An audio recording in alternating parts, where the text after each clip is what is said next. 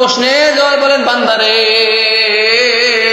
আমি আল্লাহ পাক রব্বুল আলামিন তোমাদের উপর রমজান মাসের রোজাকে ফরজ করে দিলাম।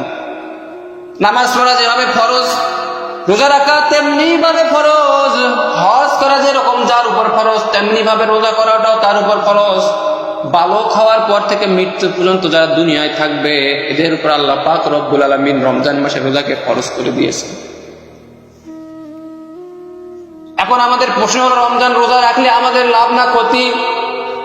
আল্লাহ পাক রব্বুল আলামিন সেটাও বলতেছেন, ইয়া আইয়ুহাল্লাযীনা আমানু কুতিবা আলাইকুমুস সিয়ামু কামা কুতিবা আলাল্লাযীনা মিন ক্বাবলিকুম লাআল্লাকুম তাত্তাকুন। তাহলে রব্বুল আলামিন, আমরা জিজ্ঞেস করব রব্বুল আলামিন আমাদের উপরে রমজান মাসের রোজাকে কেন ফরজ করলেন? এত কষ্টদায়ক একটা ইবাদত। নামাজ পড়া অতটা কষ্ট নয়, হজ করা অতটা কষ্ট নয়,